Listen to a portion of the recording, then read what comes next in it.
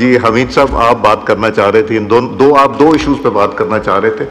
تو مختصر کیجئے تاکہ نماز بھی پڑھ لیں۔ شکریہ جناب اسپیکر۔ سب سے پہلے تو میں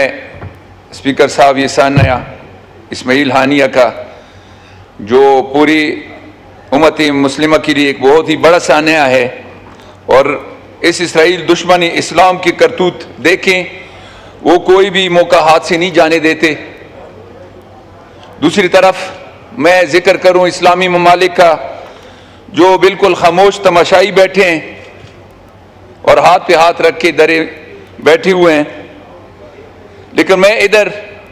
ذکر کروں ایک اور پاکستان میں غزہ کا جو روزانہ میں ادھر بینر اٹھا کے اسمبلی میں شاید لوگ یہ سمجھ رہے تھے کہ پتہ نہیں یہ مذاق کر رہا ہے کیا ہے، میں روزانہ امن کی باتیں کرتا رہا ہوں، لیکن وہ سانحہ ابھی سامنے آ ہی گیا۔ میں آپ کا مشکور ہوں جناب اسپیکر کہ آپ نے میرا ساتھ دیا، آپ نے میری بات آگے تک پہنچا دی یہ لڑائی رکوانے میں، لیکن افسوس کے ساتھ کہ لڑائی روکتے روکتے 50-55 جانیں ضائع ہو گئی ہیں، اس میں لوگ شہید ہو گئے ہیں، اور یہ بات میں پہلے بھی کہہ چکا ہوں، ادھر کہتا رہا ہوں کہ یہ ایڈمنسٹریشن تماشائی بنی ہوئی تھی، جرگے پہ جرگے کر رہے تھے۔ میں اس فلور پہ کہہ چکا ہوں پہلے، اس لڑائی سے پہلے، کہ یہ صرف جرگے کر رہے ہیں،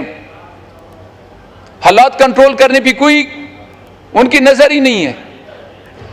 ادھر میں یہ بھی بتاتا چلوں کہ جناب اسپیکر روزانہ اس لڑائی کے دوران بھی جرگے ہو رہے تھے، اور وہی جرگہ شام کو یہ کہتے رہے ہیں کہ انشاءاللہ کل لڑائی بند ہوگی۔ یہ 5 دن یہ سلسلہ جاری رہا، لوگ شہید ہوتے رہے۔ میں جدھر بھی جا سکتا تھا ادھر میں نے دروازے کٹکھٹائے، ہر جگہ میں نے کوشش کی ہے، لیکن افسوس کے ساتھ جنگ بند ہوتے ہوتے 50-55 جانیں ضائع ہو گئی ہیں۔ اب میں جناب اسپیکر اس فلور کی وساطت سے یہ کہتا ہوں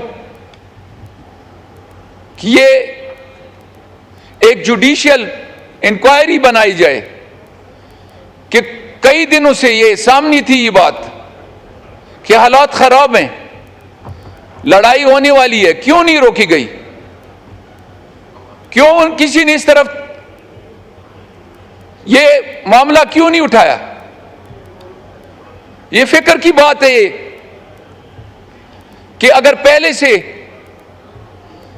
اس مسئلے پہ نظر رکھتے یہ جانیں ضائع نہ ہوتی، لیکن افسوس کسی نے اس طرف توجہ نہیں دلائی اور یہ سانحہ رونما ہوا۔ اب حالات کنٹرول ہے، لیکن میں یہ کہہ دوں جناب اسپیکر کہ پورا روڈ پارا چنار سے لے کر پشاور تک محفوظ نہیں ہے۔ ہمارا یہ مطالبہ ہے کہ روڈ محفوظ بنایا جائے، اور دوسرا یہ جو اس کا جڑ ہے، خاص کر یہ لینڈ ڈسپیوٹ،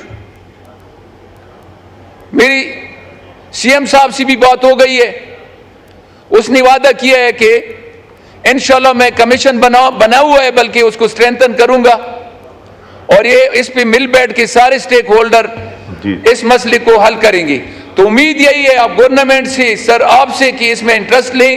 اور ہمارا یہ جو مسئلہ ہے یہ حل کرا دیں۔ Thank you sir. حمید صاحب آپ میرے پاس کئی دفعہ آئے، آپ کا بہت کنسرن تھا، آپ نے یہاں بھی کئی دفعہ بات کی، میں کے پی کے انتظامیہ کو بھی انفارم کر دیا تھا، انٹیریئر منسٹری کو، اور ایک دفعہ نہیں 3-4 دفعہ جو آپ نے خط بھی لکھا تھا وہ بھی ان کو بھیجا ہے، اور فون پہ بھی بات کی تھی کہ یہ بہت اہم چیز ہے کہ پاکستانیوں کی، مسلمانوں کی جان اس طرح جائے۔ تو سر میں آپ کو مشکور ہوں، لیکن پھر سے کروں گا اس کے اوپر سر ان پہ افسوس ہے جنہوں نے اس پہ پہلے وہ نہیں کیا کر رہے ہیں، مگر انشاءاللہ اس پہ جلد ہوگا۔